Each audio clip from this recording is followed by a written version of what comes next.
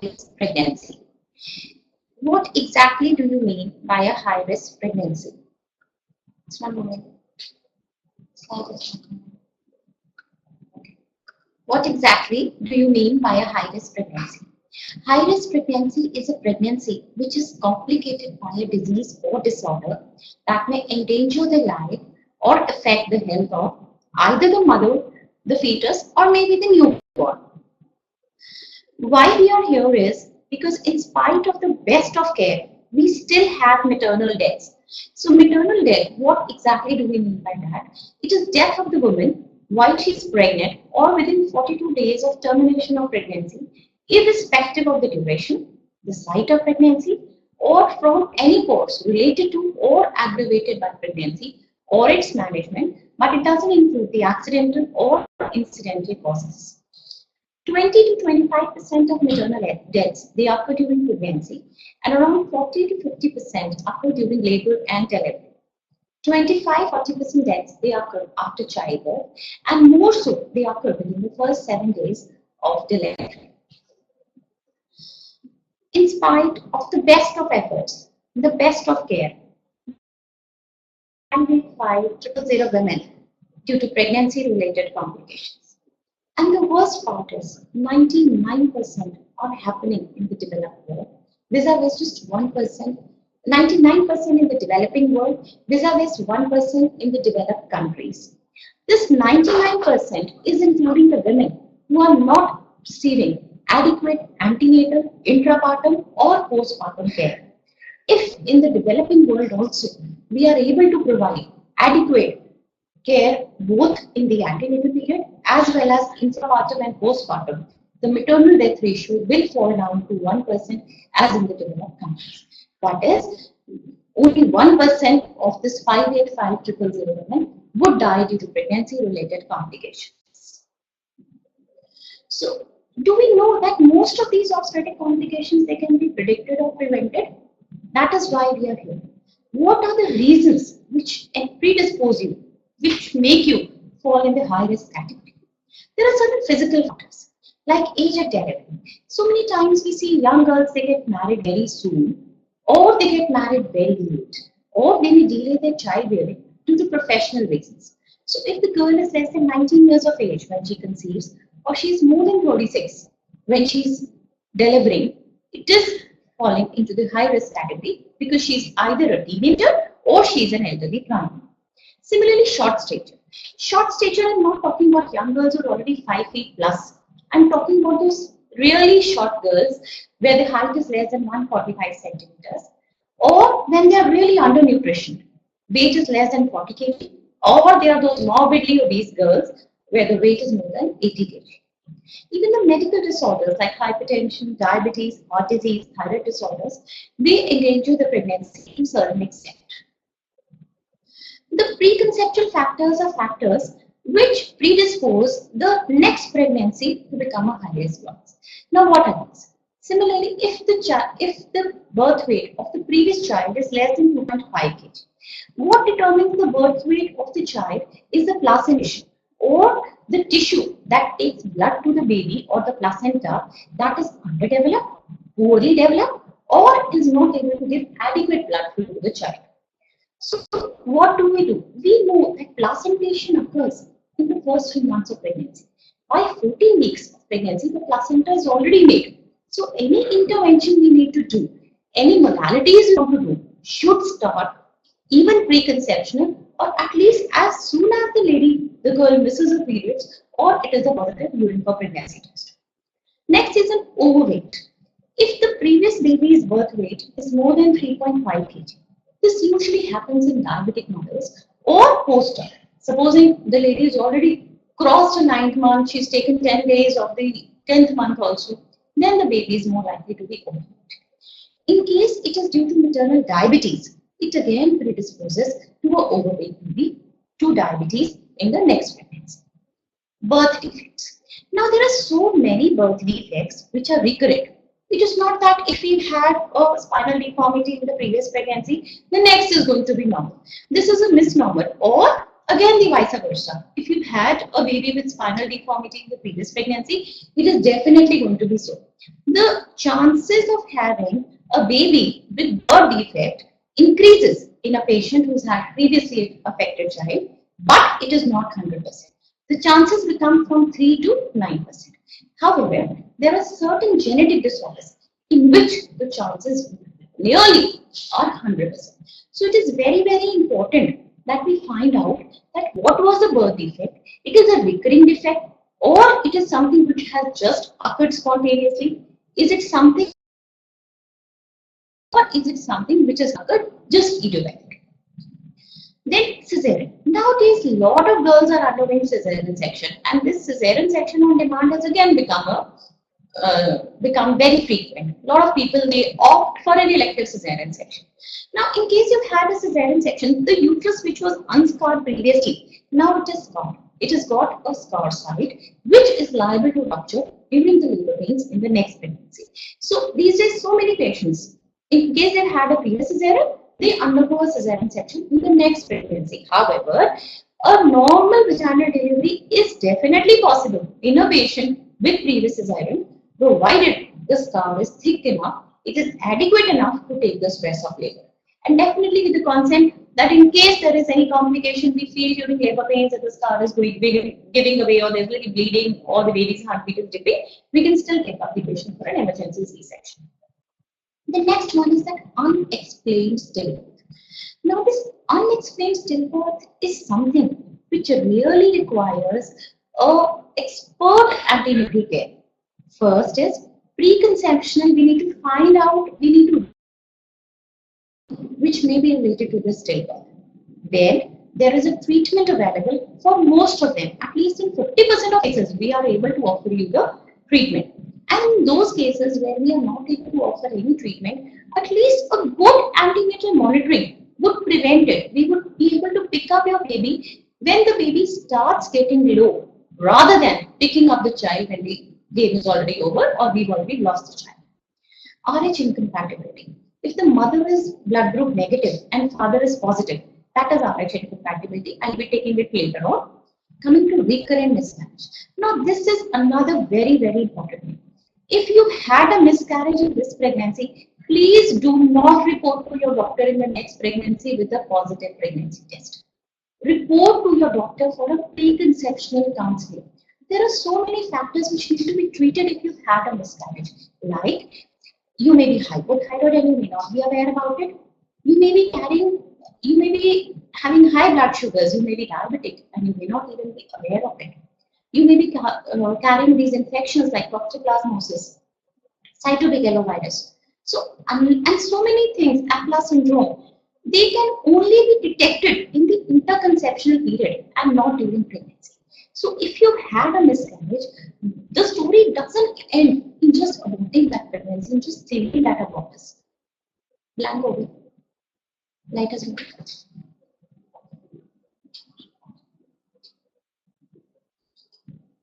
The story doesn't end in just aborting that pregnancy. In fact, it continues. We are supposed to visit our gynecologist even after the MTP, even after the DNC, so that the recurrent causes can be investigated and treated as per the requirement. Another thing, postpartum. So many patients say that the labor pains do not stop and the pregnancy proceeds to 41 weeks or even beyond that. So these are few of the high-risk factors which tell us that we are supposed to visit our doctor not after we conceive, not after a pregnancy test is positive, but in the interconception period, so that so many things can be detected, so many things can be treated even before you conceive the next time. Now coming to the index pregnancy. The first one is the ectopic pregnancy, where the pregnancy is in the tube. I'll be taking each of these individually. So initially I'll be just reading out these. Hyperemesis gravidarum, or the excessive vomiting during pregnancy. Threatened abortion, which is bleeding during the first 3 months of pregnancy. Placenta previa, or the low-lying placenta. Antepartum hemorrhage due to abruption, which is the sudden shearing of the placenta. Gestational hypertension, or increased blood pressure during the current pregnancy.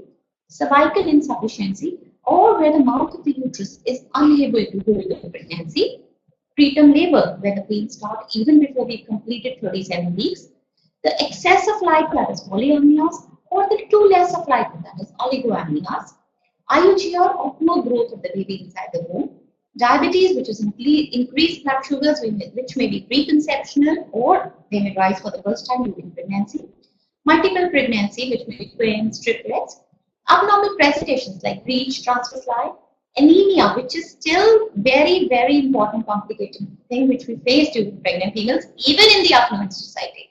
It is not just the labor class which is coming to us with 8 grand hemoglobin. It is even the affluent society because of this diet, this crash dieting, the zero figures what all the young girls do have. They're still coming to us with the RH incompatibility, and one more is cholestasis or itching during pregnancy. Coming to the first, what do you mean by ectopic pregnancy? When the pregnancy is not inside the uterus but outside the uterus, it is called as ectopic. That is at a location which is not normal. Usually, the site of ectopic pregnancy is a fallopian tube. It can rarely be on the cervix, ovary, abdominal cavity, or anywhere in the body. This remains the leading cause of death from hemorrhage in pregnancy. Usually, we need to remove one of the tubes, so the fertility is also reduced, not zeroed, it decreases. The incidence is 1 in 100 pregnancies, but now the incidence is rising. The commonest reason is infection of the fallopian tubes, or if we've done a surgery to reverse the tubal ligation, where the tubes have been previously closed, and now we've done a surgery to open it, or patients who have been treated for infertility, the patients who are used to getting MPPs. They keep on getting pregnant and they keep on aborting the pregnancies, whether it is by medical method or it is by surgical method. It again predisposes to aborting pregnancies. Previous ectopic. If you have one ectopic, the chances of having another pregnancy as ectopic becomes manifold. What is a common symptom? How does patient know that she is suffering from ectopic pregnancy? Usually, pregnancy is not a painful event. The only painful event in pregnancy is the delivery of the labor pains. In ectopic pregnancy, patient experiences sudden colicky cramping pain in the lower abdomen on the affected side. Once there is a tubal rupture, patient has a sharp pain and then she collapses. Sudden fainting attack is pathognomonic of ectopic pregnancy. So what is it? In case it's already ruptured, see, tube is not a place which is supposed to harbor the pregnancy. Tube is a very thin structure. It is not a thick structure like the uterus. So it cannot keep the pregnancy for long. As the baby keeps growing, it ruptures. A lot of blood gets collected in the abdominal cavity. Abdomen is a Pandora box. It has got a lot of capacity. So the blood keeps on seeping through the injured tube, collects it in the abdomen. And remember, the total amount of blood volume you have in your body is just 5 liters. So an abdomen has a capacity of soaking the entire blood. So you just go on losing blood, become pale, and you may even go into shock. And even patients have died due to rupturing ectopic. In this case, as soon as you know that the pregnancy was in the tube and it is ruptured, don't think. Don't think of calling your relatives. Don't think of going home, telling your mother, or traveling to your native place. Act wherever you are. The gynecologist in front of you is your gynecologist because she can save your life. Immediate surgery. We need to remove this fallopian tube as soon as possible. Clear your abdomen. And if we act fast, we can do the surgery laparoscopically, not even a single scar on your body. In case it is not ruptured, a medical management with certain injections can be tried, but the chances of responding to the medical management is still only 50%. Another important thing which I face, the question which I face from people is, they say that if tube nikal jayegi and mom will conceive again. See, this again is a misnomer. Like, even if there is one tube, you can still conceive of the other one, provided that is healthy enough. So instead of thinking about your future fertility, think about the current scenario. Think about you. If you are alive, you will conceive again. Even if both of you so, because IVF experts can still offer your pregnancy. The purpose of you is only to transport the baby, which can be compacted in an ideal pregnancy. So at that point of time, think about your life rather than a future pregnancy. And future pregnancy, even the fertility is declined, but the chances are still there, and it's as high as almost 50%. Coming to the next complication of hyperemesis gravidarum. Now we get these young girls who keep on vomiting. And another thing that I heard from these young girls is they will say, whatever I eat, I vomit out. So that is why I don't eat. Don't be scared of your vomits. If you vomit, keep taking orally. In case, see, if you have a bag, you keep taking out coins from the bag. One day the bag is going to be empty. On the contrary, if you have a coin box or a coin bag, you keep taking out coins and you keep putting coins. The bag is never going to be empty. Similarly, the same for your body. If you're vomiting, keep putting something in it. Keep taking those chicanteries, keep taking those ORS solutions, keep taking coconut water. In case you keep on replenishing your bag, you will never land up in a situation of hyperemesis gravidarum. Another thing is, people are scared of taking medications. Well, in today's scenario, they follow something called hyperemesis. Why do many gynecologists prescribe medications which are not safe during pregnancy? It is always better to take those medications, simple medications like doxylamine and pyridoxine. It really decreases your vomiting, decreases the incidence of hospitalization. You don't need it at all in case you're wise enough. It is only in case of multiple pregnancy, there are more than one babies, or there is a complication called as molar pregnancy, or even after all measures, just 0.7% of babies they have hyperemesis gravidarum. Otherwise, it can be easily managed if handled judiciously. What are the manifestations? What is the time infection with? That is, you feel very low, your mouth is dry. If the lady keeps on losing weight, that is the time where we need to add fluid replacement, we need to give you strong antiemetics, and we need to supplement with the electrolytes as well as the probiotics. Another problem which we commonly encounter is threatened motion.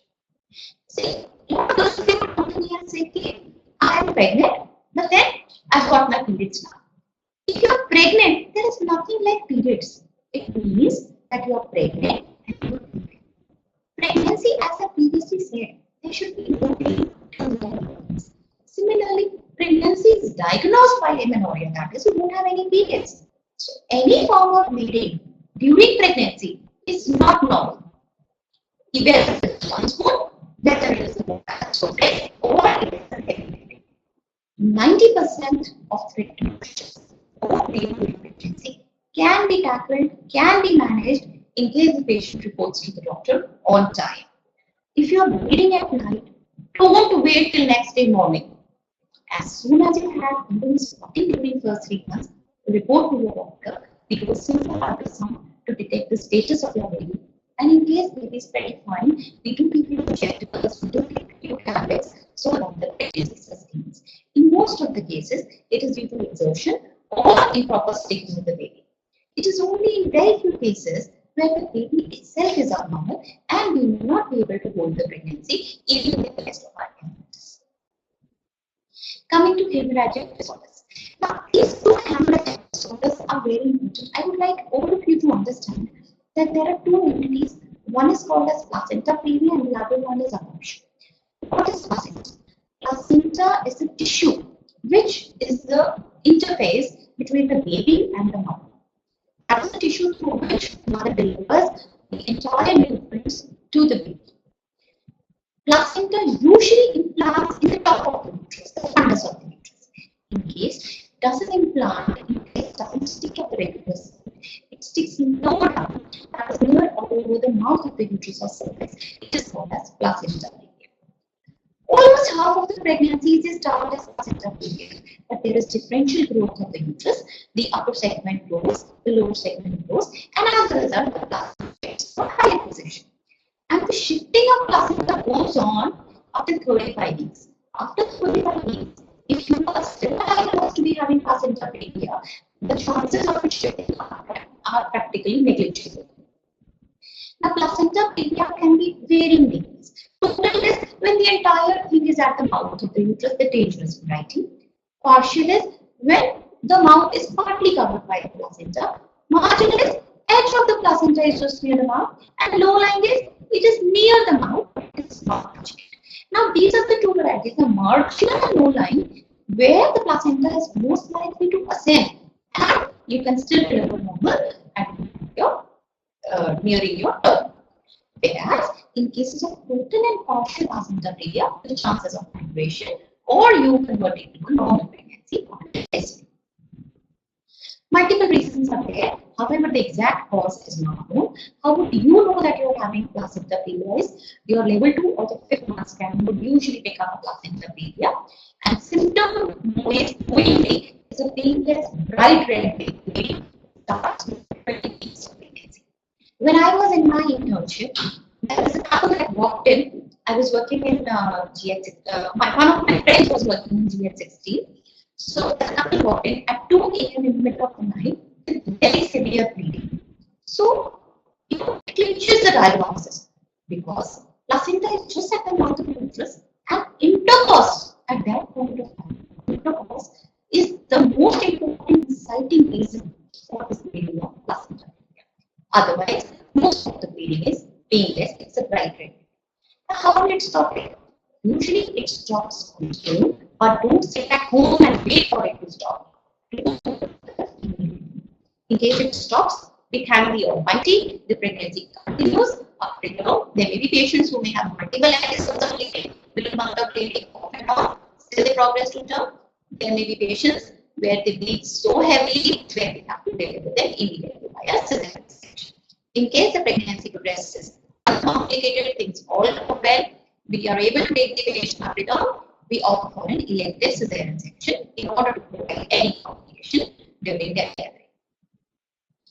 The important thing to remember that in case in an 18-week scan or diagnosed to have placenta previa, please do not undergo PV examinations. In case your 35-week scan also still says that you are having placenta previa, then there's no chance of vaginal delivery. Don't do doctor shopping. Placenta previa, safest method is a C-section. Vaginal delivery would only get out for you when you're gynecologist. Coming to abruption placenta. Now, this placenta is placed normally high up in the uterus, top of the uterus, but it just simply separates. Why does it separate? Usually, it is a drop, sudden drop. The lady falls down, something hits her, or it may be even asymptomatic in patients with high blood pressure, smoking, improper placentation. The placenta will just shear off. It's not an indication. It separates. In case it is just a minimal separation, it may not even be evident. There may be patients where an ultrasound is picking up a bleed behind the placenta, whereas the patient is totally asymptomatic. Grade 1 would be a minimal bleed, minimal vitals, or mildly orbital. Grade 2 is serious. There may be fetal distress, uterus is tense, and grade 3 is a total separation where we lose the fetus, and survival of mother is also dependent on the vigorous activity, vigorous management by your gynecologist, which includes an immediate C-section, which includes blood transfusion, and all efforts to save the mother. So again, we discussed the management already. In case it is mild, we just wait and watch. But in case it is severe, it is an immediate emergency C-section in grade 3 up till grade 3 to save the mother and fetus, but in grade 4 to save the mother. Because again, the dictum is, if you are fine, you're going to produce mother pregnancy, things are going to be okay next time. But if something happens to you, then whom are we talking about? What pregnancy are we talking about? The mother is the most important. So we know now that placenta previa is an abnormal location of placenta, whereas abruption is separation of a normally situated placenta. Placenta previa is something which we are usually prepared that the patient is having a placenta. We are prepared in case she bleeds out the moment, how it goes about, we pray to the Almighty to stop. Whereas abruption placenta is something where you have to be really vigorous to save the mother.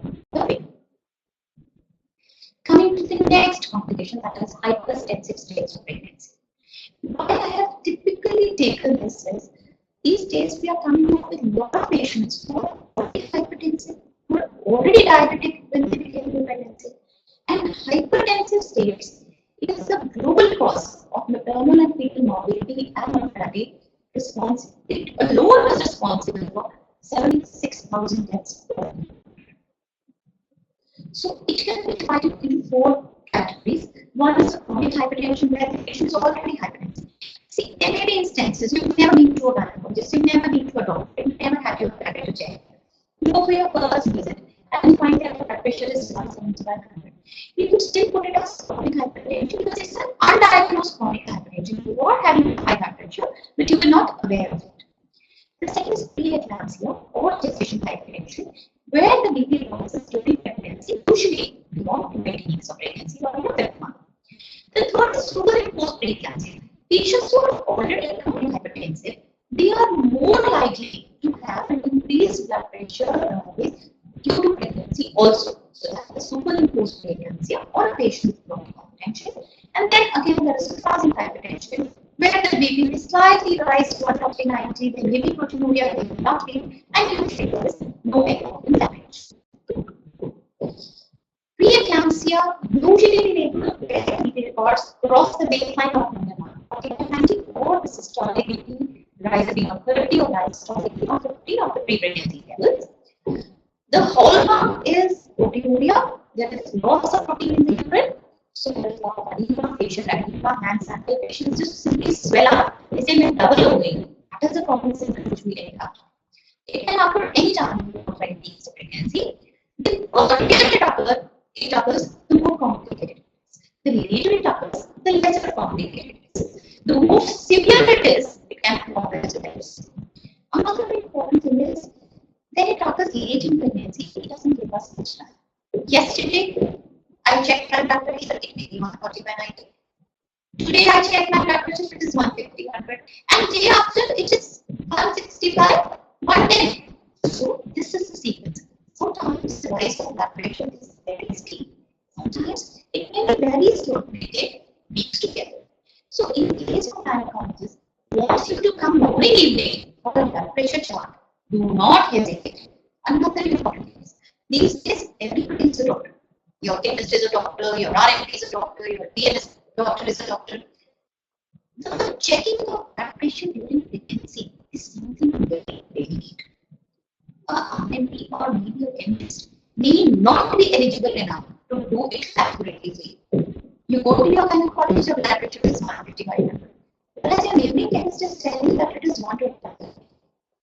The tragedy of our country is that the patient will have to queue with the gynecologist and say, I got my blood pressure checked yesterday, it was so much so. I got it checked in the morning, it was so much so. It is only when I come to you that it is high. It is not that when you are seeing your gynecologist it is high. It is that the people who are requesting, the people who are checking for blood pressure are not equipped enough, are not intelligent enough to pick up the BP rise during pregnancy. So, what are the, besides the blood pressure, what are the other signs which will alarm you? Suddenly you swell up. Patients, the common thing I hear from the patients is, I have almost become double in a week. And in basic purposes, when the blood pressure rises beyond a certain point, the headache, the vision changes, or the brain vision is sudden formal pain and even fading out. The last and the worst complication is eclampsia. And the tragedy of our country is we still see eclampsia. We still see patients who come with fits during pregnancy. And the tragedy is they may have fits since morning. There is nobody in the house to bring them. They reach to us by the evening. Already 6 good hours have gone by the time they reach us. The fetus is already gone. And saving the life of mother is again a challenging task. The moment the patient has eclampsia, bring the patient to the hospital and it's an emergency C-section to save both the mother and the baby. The delay we do endangers both the life of the baby as well as the mother. Again, the risk factors: increased blood pressure, molar pregnancy, twins, any kidney disease, or previously, in the previous pregnancy, you had either preeclampsia or eclampsia. So, what is the management? Besides delivery, the ultimate management is delivery. Sometimes you may be removed from job. You may be just for 6 months or 7 months of pregnancy. That is the time where we monitor monitoring your blood pressure, your ultrasounds for the fetal status, your liver function test, your urinary routine, your closed fetal as well as the fetal monitoring will save complications, both to the mother and the baby.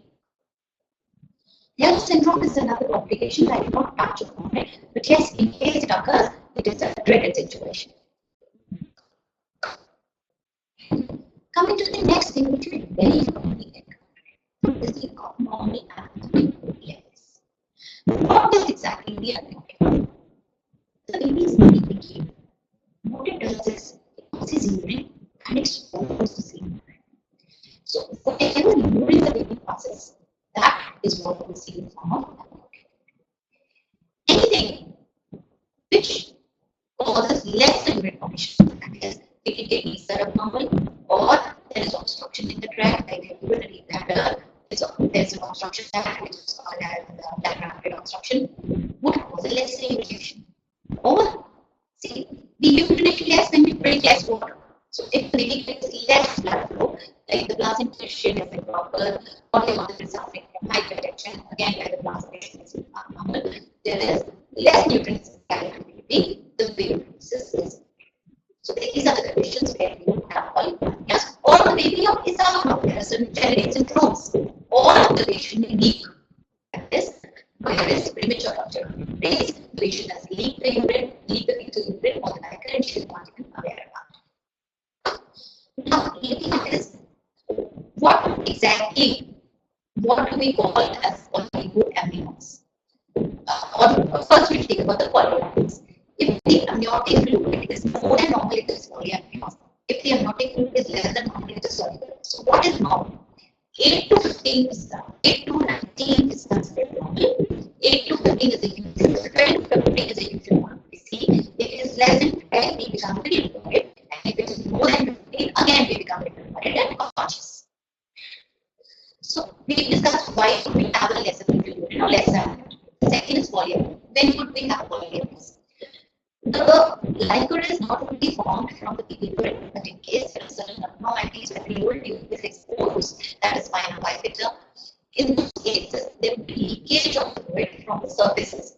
So, if the baby is abnormal, there are new fluid X, then also we can have an increased number of polyamnios.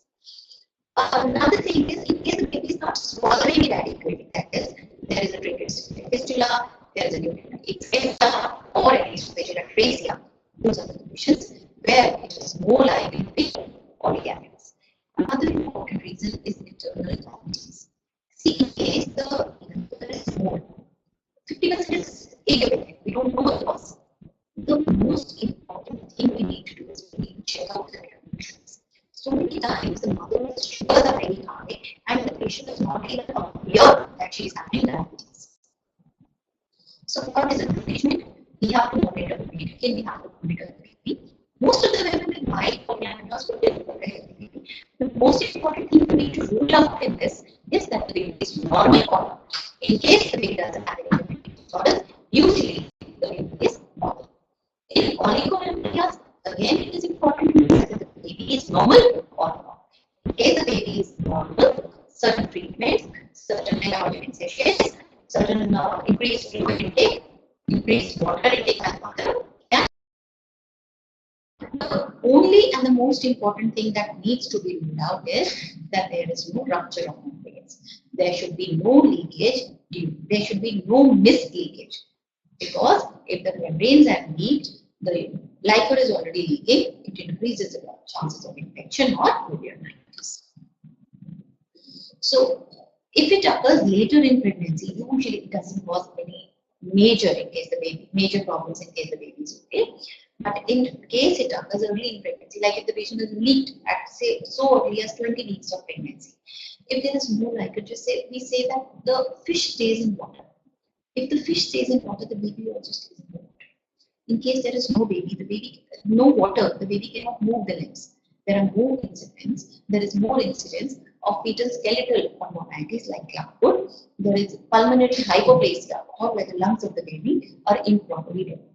So if there is absent liquor at birth very early in pregnancy, say about 18 weeks, 20 weeks, or even after 24 weeks, there is not much we can do about that pregnancy. But in case there is oligoamnios later in pregnancy, say about 28 weeks, 30 weeks, we can still salvage the baby and things may be normal in case patient is under close supervision. Coming to the next complication, which is RH isoimmunization. RH isoimmunization, remember the dictum. Mother is negative, RH negative, father is positive. In case, you must have heard the blood transfusion has been faulty and that has caused renal damage or major complications. You must have heard the stories in newspapers about it. That is what happens in an RH negative. If an RH negative mother is carrying an RH positive baby, which is very much possible in case the father is RH positive, few fetal cells, they go to the mother. The mother produces antibodies. These antibodies, initially in the first pregnancy, they are lesser and they are IgM variety, which are too large to cross the placenta.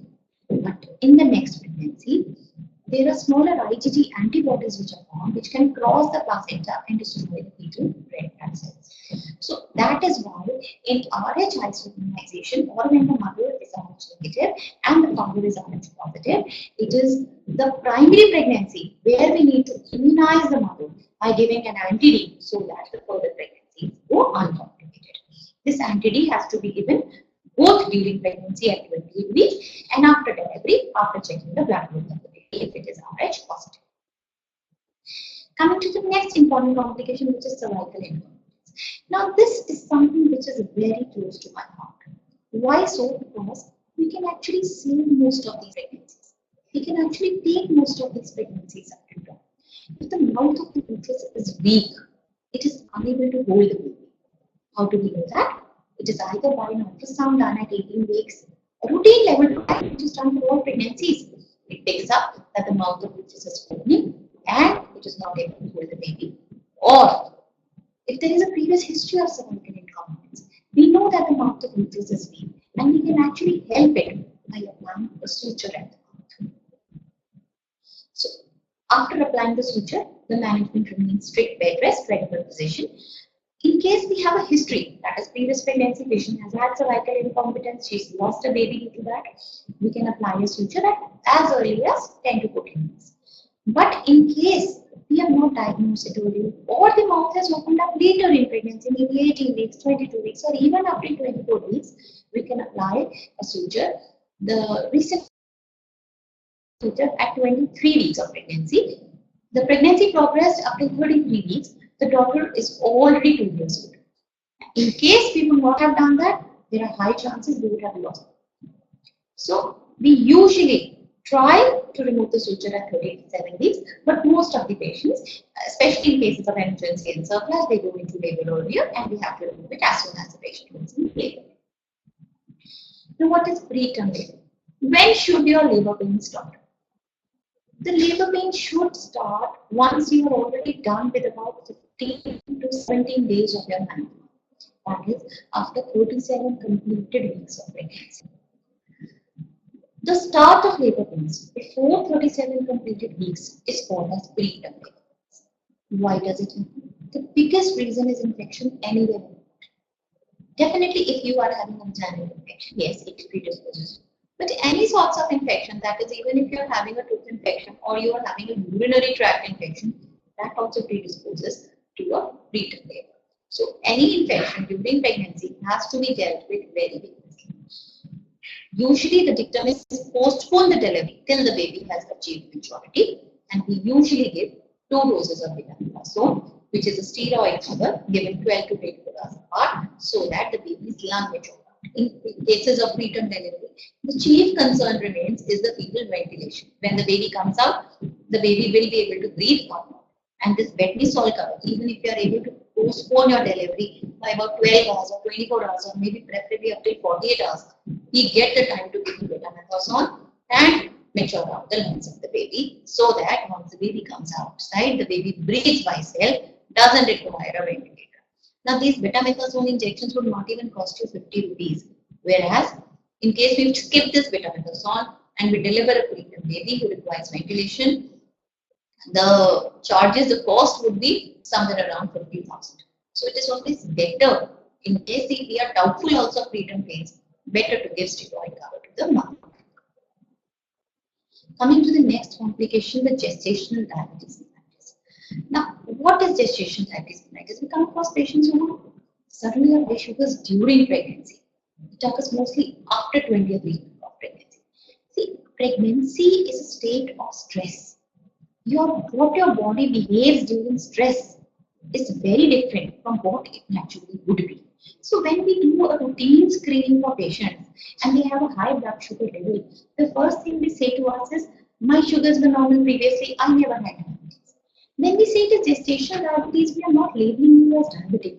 We are saying that during pregnancy your sugar levels are not normal and you need treatment for this.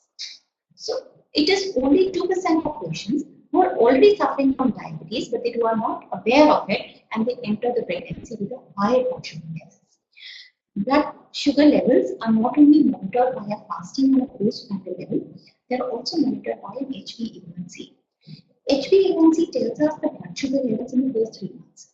In case the HbA1c is more than 6 pre-pregnancy or in the first trimester of pregnancy, it increases the chances of having an abnormal baby because high sugars interferes with organogenesis or the formation of various organs of the baby. 4% of pregnancies are affected with diabetes, gestational diabetes mellitus. Gestational diabetes may require insulin, they may not require insulin. Simple measures like cycling during pregnancy, walking during pregnancy, decreasing the add-on sugars may help, or even metformin therapy can be given. Insulin, if required, we do give, but don't be scared of taking insulin. There are various risk factors. The most important ones I want to cover is fetal macrostomia. In case the baby's weight in previous pregnancy is more than 3.5 kg, it increases the chances of gestational diabetes mellitus. You are more likely to have high sugars. In case there is a family history of diabetes, there are more chances of having gestational diabetes. Now, what does it do to the mother and what does it do to the baby?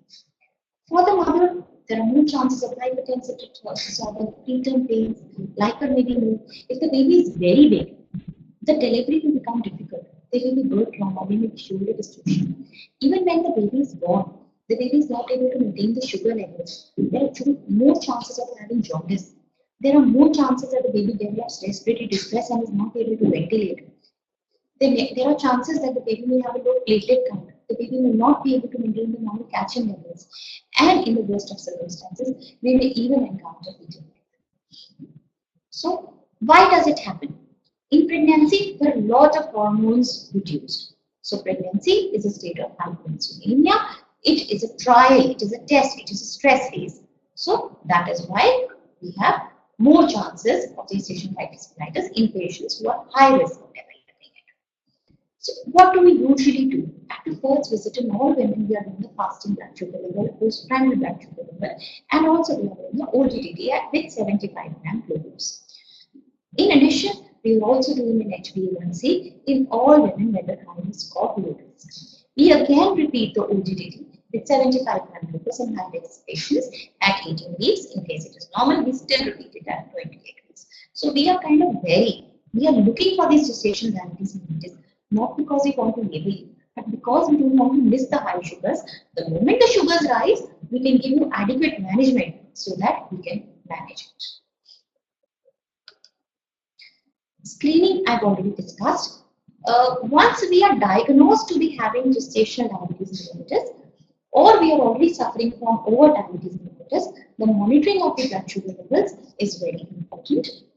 Whenever in the screening we do not via OGTT with 75 gram glucose, it is important where we take 4 samples, that is fasting, drink the entire 75 gram glucose in a glass of water, and do the blood sugar levels at 1 hour, 2 hour, and 3 hour. How would we screen? The blood sugar levels after drinking glucose are much more than the normal levels. So, in case it crosses a certain values, we label the patient as treating for gestational diabetes mellitus. Once we've been diagnosed, how would we treat? One is monitoring. One is the strict monitoring, and control is by taking a diabetic diet. We need to get a proper diabetic diet chart made by a dietitian, where it is tailor-made according to your sugar levels and according to your needs. The calorie distribution should be only 40 to 50% should be from the carbohydrates, 20% is from the protein, and 30 to 40% is from the fat, where only 1/3 is from the saturated fat. That is, we recommend 3 meals and 3 snacks, which are evenly spaced. Important is not maintaining, or important is not bringing down your blood sugar levels. Important is maintaining them at a particular level. In case we have spikes, either hyperglycemia or hypo, that is in case your blood sugar rises very high or it falls very high. That is what is dangerous. So monitoring during delivery, diabetic patients do deliver normally. First thing is, do not think that if you are GDM, you are liable, you are definitely going to land up in the cesarean section. If your diabetes has been well controlled during pregnancy, the baby weight is around 3.5 kg max, we can still deliver you normally, but in case there is a problem, we opt for C-section. The most important dictum is, see, diabetic mothers or infants or diabetic mothers, they may behave anyway. So the most important dictum is delivering the patient in a tertiary care setup where there is entire facility for the baby, so that if the baby requires NICU care, it can be provided at that point of time. Shifting the baby later on may not be recommended. Coming to the next thing is IUGR. In case the growth of baby is poor, the baby is not growing adequately, that is IUGR. Good diet, adequate rest, hydration and supplements are very helpful. Early IUGR, they can be delivered vaginally, but in case the IUGR is very severe, we may need to opt for a direct C-section. Coming to next complication, twins or multiple pregnancy. See, twins and multiple pregnancy triplets, they are a gift of our infertility treatment. They can happen spontaneously. Definitely, we do have patients who conceive spontaneously and they are carrying twins. Most of them are the result of infertility treatment. Once we are carrying twins, first thing I would say is don't panic. Recently, I had a patient, she already had 2 children. She conceived, she wanted to have another child, but she was so scared when she saw that it is twins. What I told her is, just wait up till 11 months. Let nature decide. So many times, one of the baby dies off by itself. It washes off by itself. And it is only one that actually crosses 11 weeks. And even if you at 11 weeks you feel, yes, I cannot carry twins at any cost. I cannot carry triplets, so we would reduce ourselves because it is not medically indicated to carry triplets. But in case you still feel that twins also I don't want to carry, then we can do a multi-baby pregnancy reduction. Reduce one of the babies at 11 weeks of pregnancy. The type of twinning is important. If there are 2 different sacs, that is the baby is lying in 2 different fluid bags, the blood supply is separate, that is the safest variety. Not going into very much of detail. In twins, it is important that your diet, your rest, your care is doubled, and also it is only in the hands of a senior gynecologist that you monitor, because a senior gynecologist can even deliver your twins by a normal vaginal delivery in case the factors are favorable. Coming to abnormal presentations.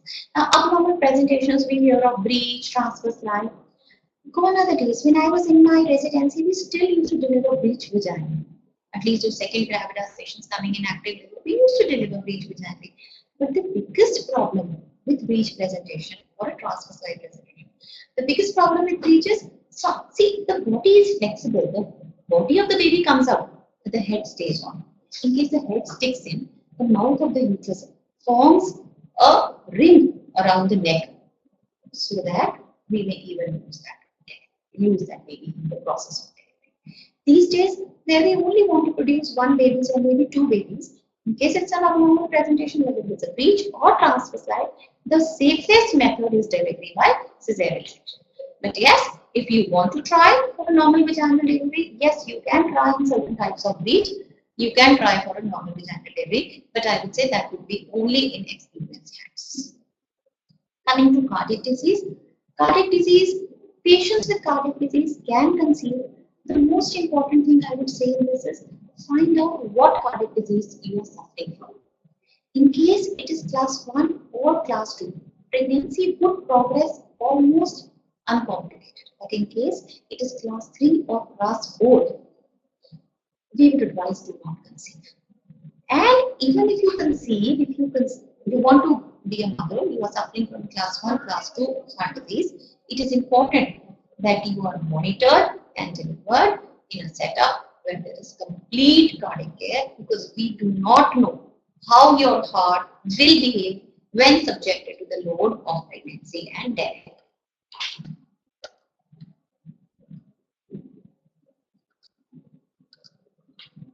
Coming to, I will not say high risk pregnancy, but a very common thing what you encounter during pregnancy is a urinary tract infection.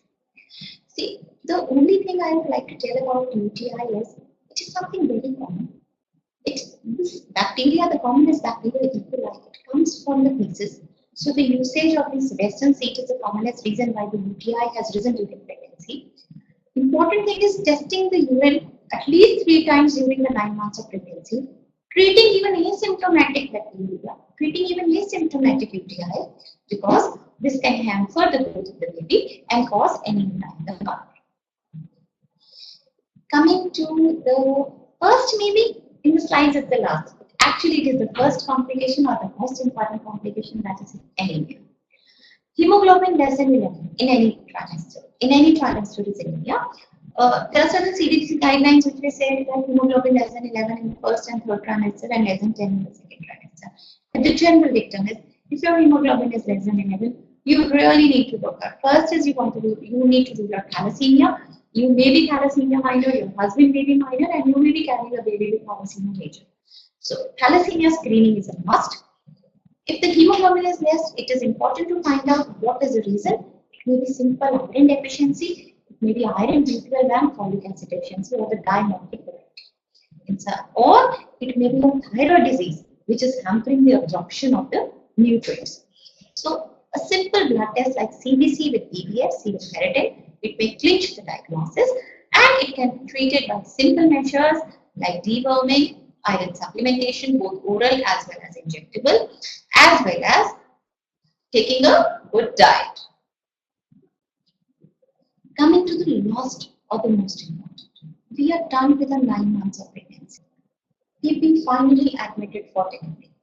Which are the cases where we actually need to worry, or what are the complications which can happen during delivery or during delivery? The labor may start before term, that is, you are not even 37 weeks. In that case, once the baby comes out, the baby may require a NICU service. It may be a post-term labor. The chances of meconium or the baby passing motion is much higher. It may be a previous cesarean going into labor this time. The chances of having a scar rupture is very high. It may be a CPT, that is, we think that the passage is adequate, but the baby is not able to negotiate with the maternal passage, and we may need to do an emergency cesarean section. Malposition. I'm not saying malpresentation, which is very obvious, a breech or a transverse leg. Malposition is the baby's head should be totally flexed like this. In case the baby's head is like this, it's a deflexed head, it's a face presentation, or it is like this. In that case also, the baby doesn't negotiate the maternal tract, and it leads to a need for emergency C-section. The labor may become unduly prolonged. See, when we began with the definition of normal labor, we said that it should be healthy mother and baby.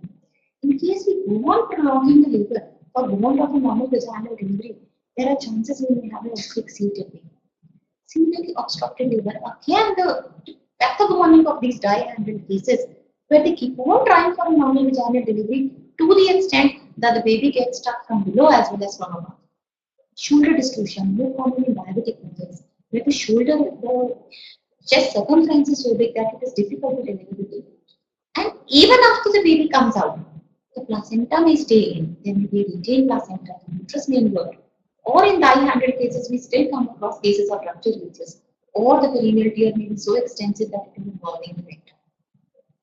The purpose of this slide is not to scare you, not to tell that these things commonly occur, but to tell you that these things can occur. It can occur to anybody.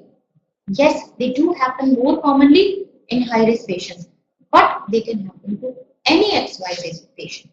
So it is important that we deliver only in good setups, in hands of an expert gynecologist, where just in case any of the above problems occur, we are handled, we are managed adequately so as to result in a healthy mother and a healthy baby.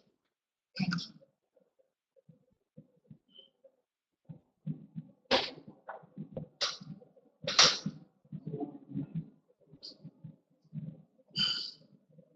Anybody's on the line? Any questions?